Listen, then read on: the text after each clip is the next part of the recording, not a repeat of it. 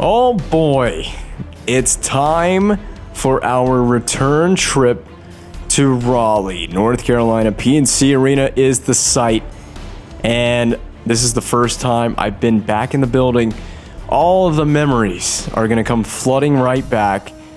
Not even a full year since we've left the team. It's only been half of a year that I've spent in Toronto. It's been a miserable year in Toronto, and we're a team that's playing catch up, basically. We're at the bottom of the Atlantic, not the ocean, but the division. We might as well be at the bottom of the ocean too.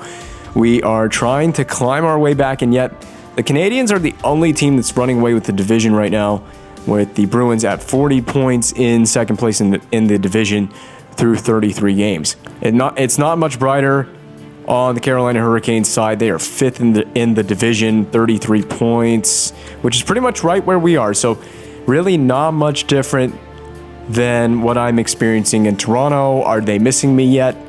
I'm already missing Carolina. This building, this city, this team, I miss it all so much.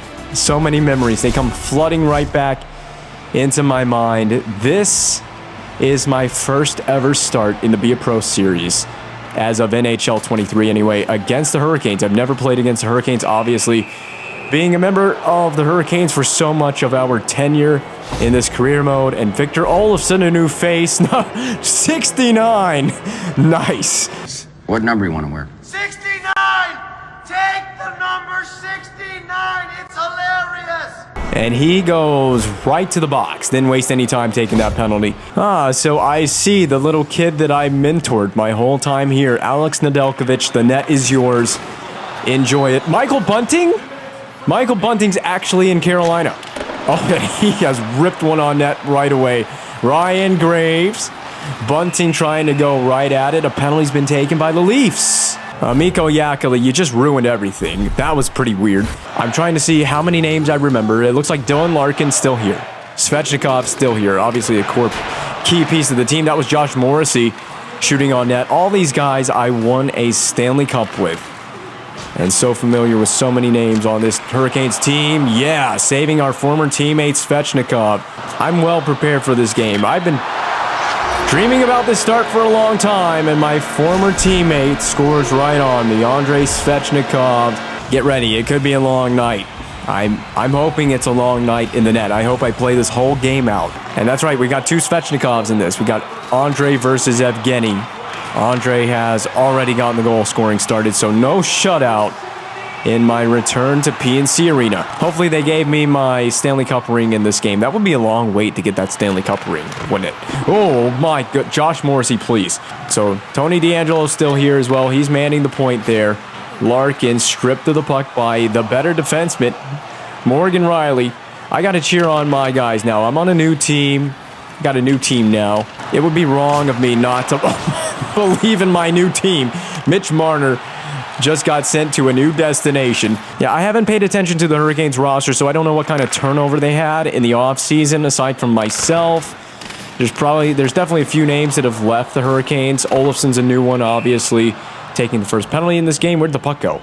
Oh, it's behind the net. Okay, dumped in. It was offside anyway. You know what? Is Coach LaBelle still here? We're going to have to find that out. I may jump into instant replay and check that out.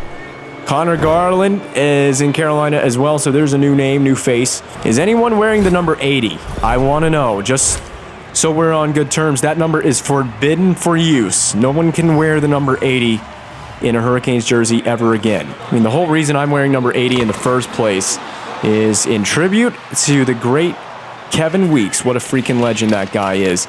So that's why we wear 80 in this career mode. That's why I started off with it, and it's just stuck. It's actually funny because when I was a little kid, so I never got to play hockey as a little kid, but I wanted to be a goalie as a child, and I wanted to wear number 80 just like Kevin Weeks. It's a true story.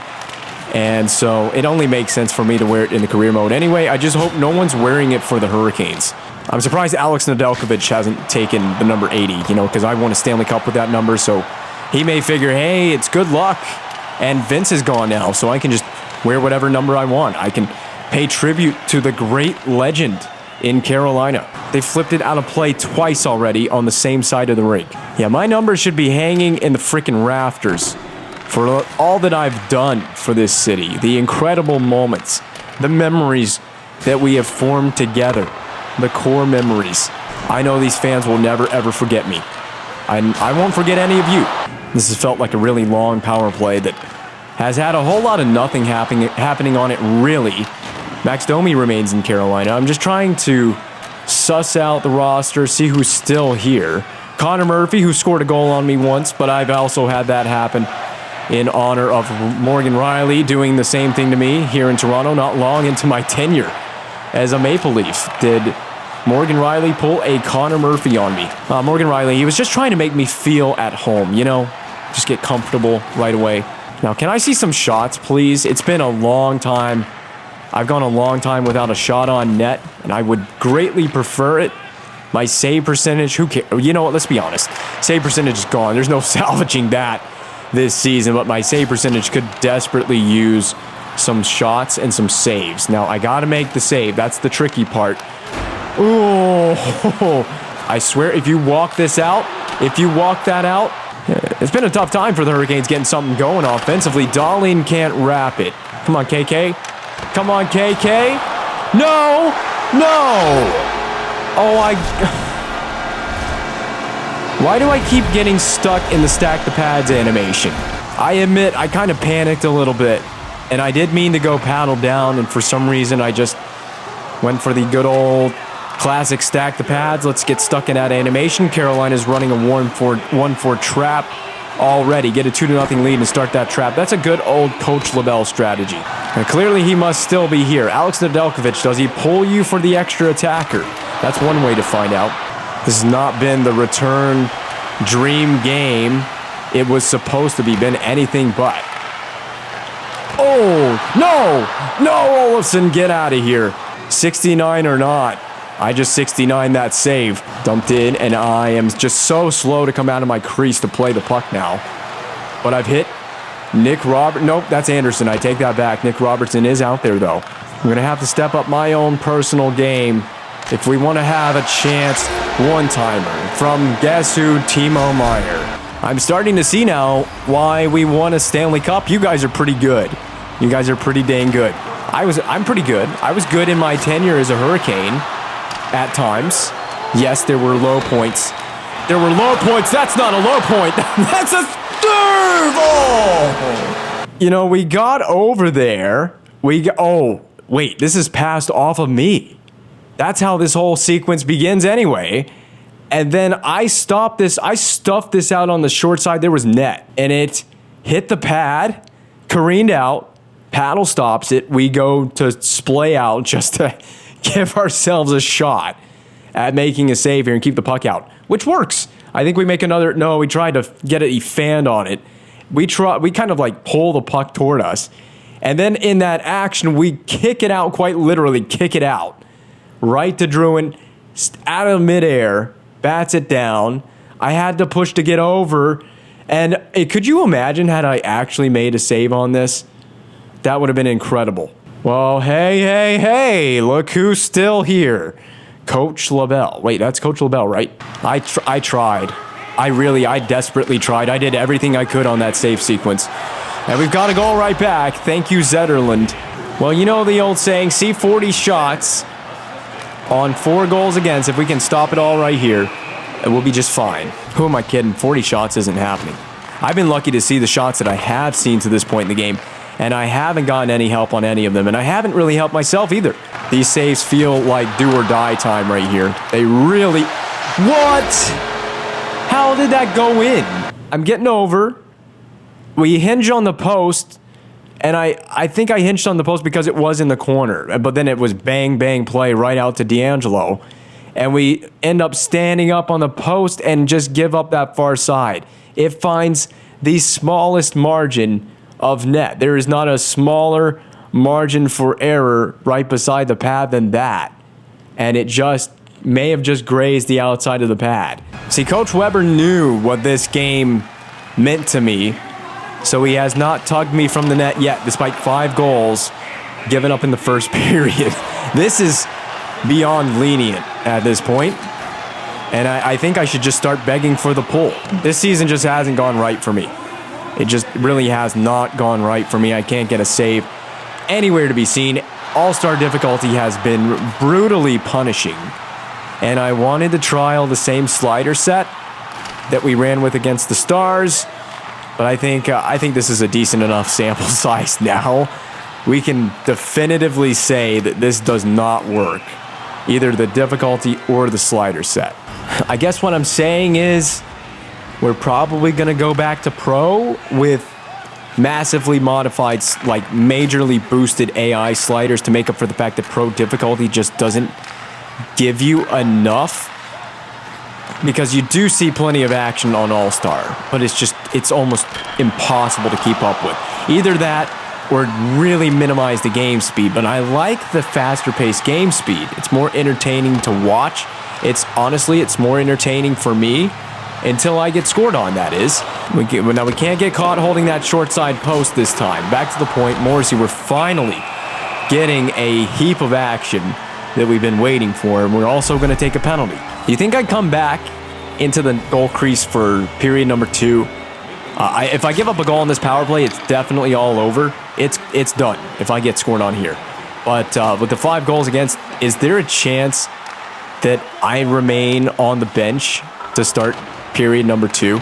Let's just focus on getting through period number 1 first. That was, even just that was almost, I'll take that away from you. Thank you very much. And I'll shoot it down the ice and kill the penalty myself. See, Carolina fans, they're used to that. I think they enjoy seeing the goaltender doing it for the other team. And we got out of the period. Not drama-free, though.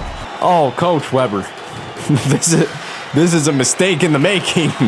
Leaving me in the net. Have you seen me tonight? Coach Weber says, yeah, I've seen you. I've seen you all right. I just want the fans to get a really good look. Take it all in, Carolina. Take it all in. Do you see what you're missing? Do you see what you're missing? Honestly, though, I'm not going to lie, making some of these saves has been some of the most entertaining fun that I've had since we began this career mode. Coach Weber, I think if I shut out the rest of the game, you should rip that C off of Morgan Riley's jersey and just put it on mine. I think that's fair enough. I could make a worthwhile captain. I could be a very worthy captain. The first goaltender captain since Roberto Luongo. But God, even Tony DeAngelo was scoring on me. I could feel that was coming. I didn't even last a minute, man. That's not the first time that's been said about me. Oh, the Leafs' dream is dead. It is dead in the water. I'm sorry. What? I'm not playing for Carolina anymore. We didn't win the game. You are aware of that, reporter Gage Addison. You are aware of the crest on my jersey, right? Yeah, I love winning, and we're not doing any of that lately. We're not doing any winning whatsoever. There's nothing to celebrate. There's nothing to feel good about. I'm glad to see that you're making fun of my emotions right now, reporter Addison. These reporters in Toronto, man, this media. But you know what? Screw it. We're going back to pro difficulty. There's nothing else to be said. We're going back to pro difficulty for this one. Yeah, this series is on a very rocky road right now. Yeah, these are very difficult times as NHL 23's Goalie Be a Pro series is coming to a close. So I've gotten a little bit behind. Obviously, I'm very well aware of that. I had a live comm done for this. We made a save, but I accidentally did delete that live comm. So I'm having to go back, do a little extra work, put in the post commentary, and things have been very crazy as well in my personal life that I won't go too much into detail, but basically a lot of scheduling clinics and visiting with doctors, and Mitch Marner scores the first goal in the game. So we got the early lead, and again, we're on pro difficulty. That should have been outlined at the very beginning of this video. Yeah, I didn't want to give up on all-star difficulty, but it's just too much. And so we're back to pro with a few modifications to the AI slider adjustments to make up for the fact that we're dropping a difficulty level. And see how this plays out. And as well, like I said, things have just gotten a little bit crazy on my end of things as of late. I didn't want to just keep uploading Nashville episodes. I've just gotten a little bit behind, and my drive to play this as well has dwindled a bit as we're now at the end of the game cycle. I've said that a few times, but this upcoming week that this is going to be uploaded could be the last week of uploads of gameplay before we start simulating. At this point, the series is basically over, and that was, I don't know what the hell I was doing on that. Yeah, I was trying to do the post commentary for this earlier in the week, and every time I tried to get ready to sit down to do it. So I had it all planned out of, hey, I'm going to do it on this day, and every day that I had planned to do the post commentary recording for this, I just ended up either being too tired to do it, or my schedule just didn't even allow me to do that. This has been a wild week for me. This past week has just been a very busy and chaotic, cluster-filled week for me. And it's going to continue to be like that as I'm scheduling some other appointments and have other appointments coming up over the course of the next month. And, but yeah, hopefully I can get back to more of a normal uploading schedule. I'm aware that in the Nashville series, it's easier for me to edit and upload. It doesn't take much time for me to put together a video and upload it. It's very easy for me to do that series. But it's a little more time consuming for me to have to do a goalie edit and upload. It's slightly more time consuming, especially if you have to go back and redo the commentary that you already did. And it sucks too, because I felt like the original commentary, wow, that went right out of play, ricocheted off the glass. But I felt like the commentary that I had done for this particular gameplay right here was pretty good. The live com, so I do it in Audacity. I'll explain what happened, since I don't really know what to really fully talk about doing this post-com. It's a little bit awkward trying to do this one because I don't really remember much about this game. But what I do is I record everything into Audacity. And what I did is I was going to save it, and I accidentally deleted the window, or closed the window out. And when I closed the window out, it basically deleted the recording off the computer. It's gone forever. There was no recovering it at that point. And when I realized my mistake, I was like, oh, great. I know what I have to do now. I have to go back and I have to do another commentary for this. And just to be clear, this video would have gone out a lot sooner had that live com been saved. It would have been a lot easier for me to have edited it. But because I have to do a post-com and then I'd have to edit this, I just have not had the time. And I came home to record this a few nights ago to do the post-com, and I was just tired. Plain and simply, I was very tired. The day that I did that, I had my blood drawn, and I nearly passed out from having my blood drawn. And then I went and I did some vigorous skating that evening, and at the local rink. And when I got home, I was just exhausted. I was way too tired to even sit down and try to put together a post commentary, and I've just been putting it off for too long. I knew it was finally time to sit down and do this. I mean, I'm going to be 100% honest. I don't really even feel like sitting down and doing this post-com now, but the video does need to get out. I'm well aware, and I know there's some people that look forward to this series. They are probably wondering, when is the next Be a Pro video going to go out? I've slacked off a little bit. I've gotten a little bit behind on things.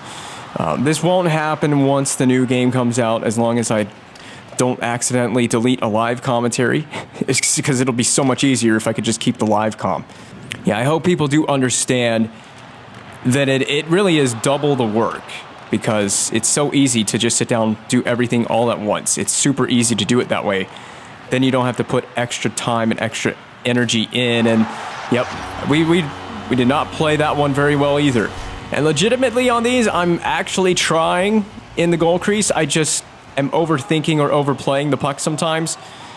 A lot of times in this game, you just get into your own head, and that's basically what was happening through the first 2 goals given up in this first period. Stay with it on this game, because I'm pretty sure this ended up being a really good game despite those first 2 goals. So this game developed pretty well, if my memory serves correctly. And again, and another aspect of it as well is this series, now that we're winding down, like I've mentioned 100 times already, is the drive to play this series is dwindling for me right now, just because I know there's a new game coming out, and I don't know how to describe it. If you're a content creator, you understand fully, what it's like when you get to the end of the game and you're waiting for the next one to come out. We're just a few weeks out from the next one coming out. It's just really hard to, I guess, want to really play because it almost feels pointless.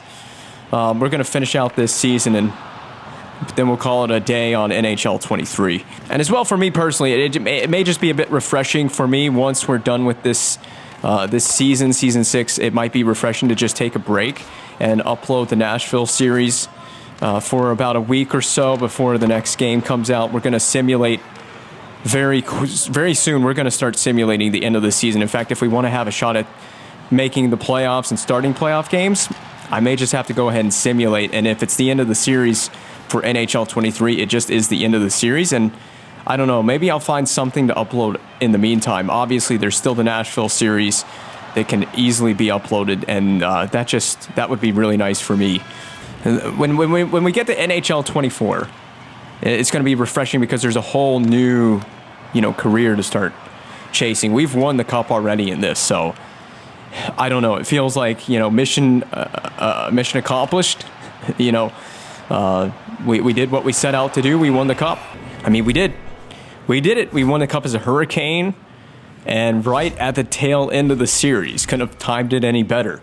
And then, of course, there's also the way that this Leafs season is going right now. It's just the game's just not playing great right now, and the team in front of me isn't helping matters.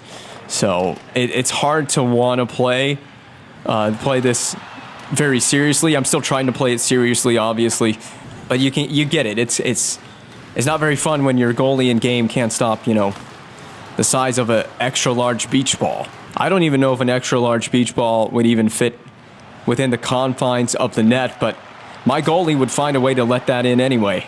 It would also be kind of nice to just be able to do, I guess, daily uploads at the tail end of all of this before we get to October to, I guess, upload a bulk of the Nashville series so we can get through the regular season a little bit quicker. So I don't know. I don't have an outline for what to do in the break between this game and the next game. I mean, I'll probably figure something out. I'll find out what's going to be uploaded. Definitely the Nashville series. That was very dangerous as we just got back in the net in time. Never had to deal with a shot. So yeah, so far not a whole lot of commentary based around what's going on the ice surface. Just talking and chatting out loud and also explaining just what's been going on in the last week or whatever and why this series has stalled out for a little bit. It's not intentional. I would have preferred to have gotten this video up a lot sooner as well, especially because involved in this game or in this video that's going up is the game against Carolina that went very poorly.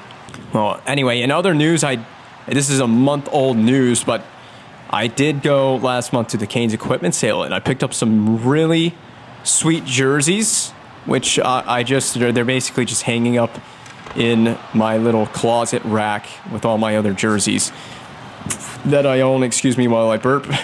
I don't know if that came through on the microphone.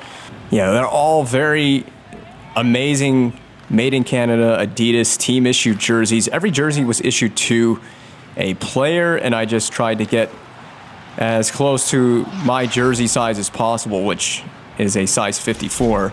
But I ended up getting a bunch of 56s, and I just wanted to take at least my main objective going into the equipment sale is I didn't know what was going to be on the rack. And so I walked in, and there was a 25th anniversary jersey, which I love. And I already have a replica version of it, but I walked in and an authentic team-issued version of the jersey was sitting on the rack, and I was like, I can't pass this up. And then they had a Whalers, from the Whalers night that Carolina does, they had a team-issued Roland McEwen Whalers jersey, and I had to grab that one. But my main thing going in is I was just going to buy one, and I ended up buying three. I was just going to buy a black jersey because last year, I went to the equipment sale last year as well, and the only black jersey that was left when I got there was a goalie cut, and I still have that goalie cut because I just didn't know if I was going to get back to another equipment sale or not. But I did it again this year, and I made up for the fact I didn't get any player jerseys last year. I don't know. I'm a jersey aficionado. I love collecting jerseys. I'm a big fan. I love wearing them too. These ones are a little bit big for me and for my short stature as well. They're a little bit long on me, but it's just nice to have something to throw into the collection as a fan of jerseys. The Whalers one was a no-brainer. It was absolutely mint when I walked in. The only thing that I wish Adidas allowed us to buy the Made in Canada version as, I guess, retail market, if that makes sense. The only way you can really find them is either at team equipment sales or on the internet for ridiculous prices. People way overcharge on the internet. I do have a few of the Made in Canada Reebok versions from back when Reebok was the retailer, because I could find them. I actually found a bunch of Made in Canadas on eBay for relatively cheap back in 2014-15, around that time frame. I was finding some of them pretty cheap on the internet. So I have a few Made in Canada jerseys, mostly Hurricanes, but I have a few other teams. And I mean, there's nothing wrong as well with a retail jersey. There's absolutely nothing wrong with a retail jersey. And again, that's just me sliding over too much on that goal. But yeah, there's nothing wrong with a retail jersey. I own plenty of nice retail jerseys. I think Adidas do a nice job with the quality of the materials on their, replicas. And the problem I have with them is they market them as authentic when they're not quite. They're more authentic than Reebok's replica jerseys were. But my biggest complaint with Adidas is the jerseys are long, and on me, if I have to go smaller in size with Adidas, because their jerseys are so long, and they also have that tapered fit where they're wide at the bottom, and then toward the armpits they sort of taper up toward the armpits, and it has this awkward bell-shaped look, if that makes sense. I don't know how to describe the look of the jerseys. But if the jerseys had a boxy fit from armpit to the bottom of the hem, then the jerseys would be pretty much perfect, especially if they weren't so long. Now, of course, I do say this. I'm a short person, and I also have a short torso, so Adidas' jerseys are a little bit exaggerated on someone like me. That was a beauty save. Yeah, like the Reeboks are not as long on me. They're still a little bit long in the back, they are. But in the front, they fit pretty much perfect. The Reebok jerseys in the same sizing as the Adidas fit better on me. I also just like the way the Reeboks are cut, so I'm a big fan of Reebok's NHL jerseys when they were the old jersey supplier, and that's the end of the second period. And since we're on the topic of jerseys, we all know what's coming. Fanatics, they're going to be the new jersey supplier. I don't know which season. I think is this season the last year? I can't remember the contract. But I can't remember. There was a funny line of commentary for that moment, and I don't remember what it was. But, yeah, that's why I wish I had the live comm instead of this post-comm. But anyway, we'll continue discussing jerseys. Fanatics becomes the supplier in either a season or two, and I'm not looking forward to that. Unless Fanatics just continues with the same quality level that Adidas did. But I highly doubt that even if Fanatics comes out with an authentic line of jersey, that the quality will be there. I own one Fanatics item, and it's a Detroit Red Wings t-shirt. And it's nice. I haven't run it through the wash, and I don't know that I ever will run it through the wash. I'm totally nervous of something happening to that t-shirt. That was a nice hit. It's the only item that I own. I will never buy a Fanatics jersey unless the quality is definitely there. But for now, I am absolutely not buying Fanatics jerseys. That was a good save. I'm absolutely dreading the moment that they take over. And I remember the day that all of that was announced. I was like, really? Of all the people that they could have gone with, I'd rather have Nike than Fanatics, and I'm not a big fan of Nike being the jersey supplier either. I didn't want Nike. What I wanted, personally, I would have preferred CCM. Yeah, Nike, if you don't know, they make the, the World Tournament jerseys.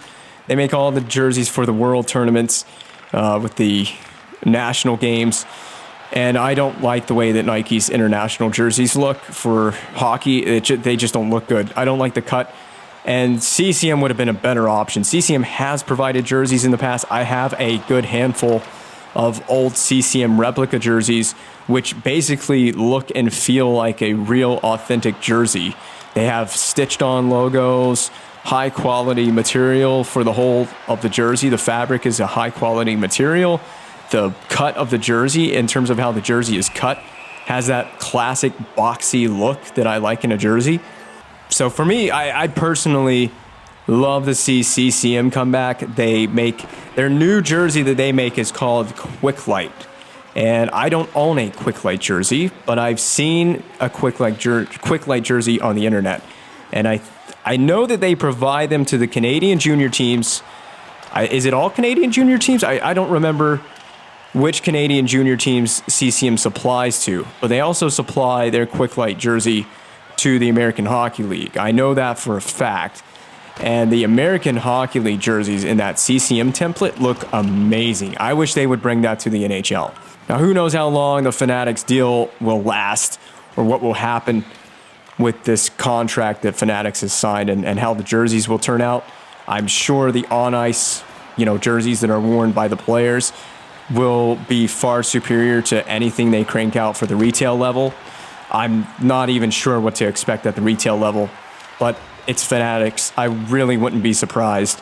Who knows? They could surprise all of us, and you never know what you might get. But I'm not gonna get too optimistic about Fanatics taking over as the supplier. Now, I'm pretty sure that Fanatics is going to be making the jerseys in the same factory where all the Adidas jerseys are being manufactured. I also think that where the Adidas jerseys are manufactured is the same factory that made the Reebok jerseys when Reebok made jerseys for the league. That was, oh my goodness, little 360 spinorama flip out the center, and I got away with that one. There was another good line of commentary for that too. Yeah, that was a little overconfident in the goal crease playing the puck. There is another funny moment coming up as well in this gameplay toward the end of this period. I can't remember why the NHL would go to Fanatics unless, I don't know that Fanatics would give them a ton of money. Maybe it was just the easiest deal to go with. I don't even know how long the deal is for, but the Adidas deal was supposed to be longer, wasn't it? What was the Adidas deal? I don't know. I'm looking up the Adidas contract as I also try to watch this gameplay back. So I'm pretty sure the deal, it is supposed to go through 2023-2024, which is this upcoming season. So this will be the last season with Adidas. And I think that was part of the original contract that they had signed anyway, is 2017 through 2024, which is actually not a lot of years, if you ask me. It's not really a ton of years. It's just that one contract, and Adidas opted out. I think really at the end of the day, Adidas just doesn't see the NHL as a market that's worth, investing in, where the jersey sales are probably just not there like they would be if they focus on other sports. And I get that. I mean, the NHL and hockey in general is not as popular as any of the other major sports, at least in America. And let's be honest with ourselves, that's where a lot of you're going to do a lot of marketing in here in the U.S. You're going to try to market the game a lot here in the U.S. It's not hard to market the game in Canada. It is a lot harder to market here, especially in more non-traditional markets. And of course, now we've got Fanatics. We're stuck with Fanatics. It says contract is for 10 years. We'll see. We'll see about that. We'll see if that lasts. I have a gut feeling that whole 10 years, we won't see the full 10 years for Fanatics. Oh, I think I know what's coming up here. So I have a brief inkling of what's going to happen here at the end of the game. If I remember correctly, you will see in a moment's time. Yep, here we go. Yakula down low. Robertson out of the corner. Flings one off the post. So we can't quite tie the game. Still got a minute to try and tie it. I flipped it up the ice to Robertson. Look at that. That sent him. He's in behind the defense. And they're going to wave that off. There is contact in the goal crease. And I made that beautiful flip play to help out Robertson so they could go down there, score, and tie the game. but it is all for naught. Yeah, I remember being incensed about that goal being waved off as it prevented us from tying with under 60 seconds to go, and on the power play still no less. And we're going to have one last possession to try and get it tied. This time is ticking away, and it's ticking away both on the power play and in regulation play. One last rush. Oh, that's right. And I tried to score, and it hit the post. And then we ended up in a goalie fight with Kakinen. I almost tied the game. I wanted to take matters into my own hands. As a result of that waved off goal, I felt like it was only right that I try to be the hero today. Well, if anything, at least I won the fight. So if anyone's winning anything for the Leafs, it's me winning a goalie tilt. Look at this thing. Look at how close I came to tying it as I get the goaltender to come out. It's cheap. We won't be doing a whole lot of this, by the way, in the next game. We won't be doing a whole lot of this, but it just rolls a little bit on edge, square off the face of the post, and then along the goal line out the other side. We were that close to tying it. So yeah, unless there's some wild semantics before this series is completely done for good, that could be our last shot at scoring a goal as a goalie here in NHL 23. Might I remind you, I do have one career goal. It was done in a very similar, cheap manner. But I don't know what the future holds before we get to simulating if I will have one more shot at another career goal. And you know, we could have had a much better night. We almost saw 30 shots. So if I had just not overreacted on one of the 3 goals, this is the first legit decent game we've had in a long time since we've arrived in Toronto. So had I just made one more save, we could have had an over 900 save percentage, and we might come away with a plus in the line score.